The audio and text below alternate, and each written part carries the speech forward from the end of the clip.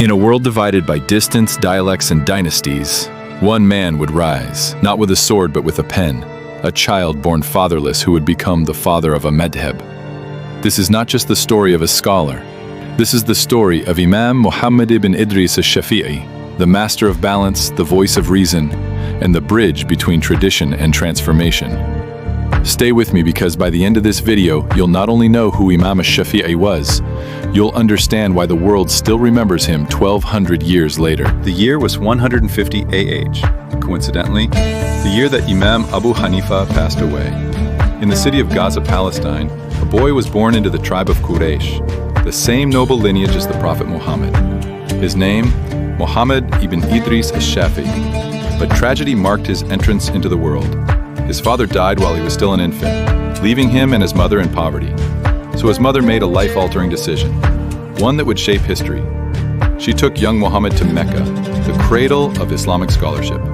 From that moment, his quest for knowledge began. Before the age of 7, he memorized the entire Quran. By 10, he had memorized the Muwatta of Imam Malik.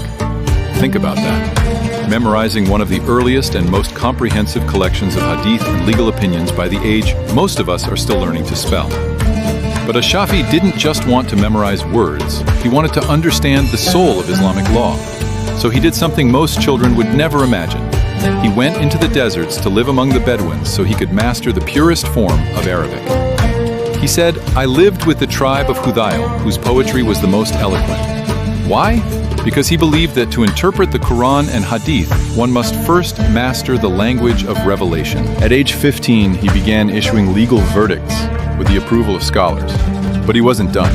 He traveled to Medina to sit at the feet of Imam Malik, the giant of the Maliki school. He recited the Muwatta from memory, astonishing Malik, who said, "O Muhammad, fear Allah and avoid sin. You will have a great rank." From there, he traveled across the Muslim world, studying with the students of Abu Hanifa in Baghdad, and later inspiring Imam Ahmad ibn Hanbal, founder of the Hanbali school. In a way, Ash-Shafi'i was the living link between the madhhab. He studied under Malik, debated Hanafi scholars, and mentored Ahmad. He wasn't just a scholar, he was a bridge between worlds. Islamic law was developing, but it lacked a unified method. Some scholars leaned heavily on hadith. Others preferred analogy or local practice. Ash-Shafi'i brought structure, logic, and harmony. He developed the science of usul fiqh, the principles of Islamic jurisprudence. In his masterpiece, Ar-Risala, he laid out a framework that is still studied in universities today. Quran, Sunnah, Ijma, consensus, Qiyas, analogy. He insisted that no opinion should override a sound hadith. He also taught that logic should serve revelation, not override it. This was revolutionary. In an age of conflicting rulings, Ash-Shafi'i gave the Ummah a compass. But being brilliant didn't shield him from politics. While in Yemen, Imam Shafi'i was falsely accused of supporting rebels and brought in chains to the Abbasid Caliph Harun al-Rashid. He could have been executed. But his eloquence saved him. When he spoke in his own defense, the Caliph was moved and released him. Yet even after that, his life was marked by poverty, rejection by scholars jealous of his ideas, and opposition from traditionalists who feared change. Still, he persisted. He said, "I never debated anyone, except that I wished the truth would appear through their tongue."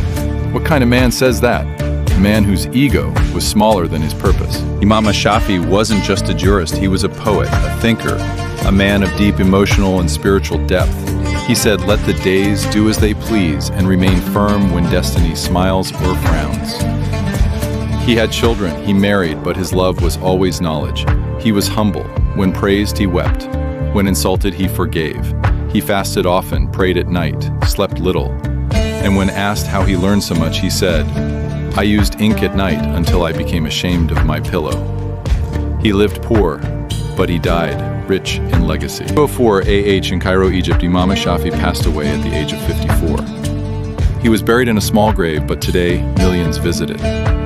His position is a reminder that knowledge never dies. Kings come and go, palaces crumble, but a scholar's ink lives forever. His madhhab had spread across Egypt, East Africa, Indonesia, Malaysia, Yemen, home to millions of followers today. But more than that, his ideas became part of Islamic civilization's DNA. Imam Ash-Shafi once said, "If you fear the consequences of telling the truth, then you are not truly a scholar." He feared no one but Allah. He sought no fame but the face of God. And today, his words echo across centuries not because of his power, but because of his sincerity. So whether you're a student, a teacher, or someone just trying to find their way in life, remember his journey, from orphanhood to immortality. Imam Ash-Shafi reminds us that when knowledge is pursued with sincerity and humility, it becomes a light that never dies.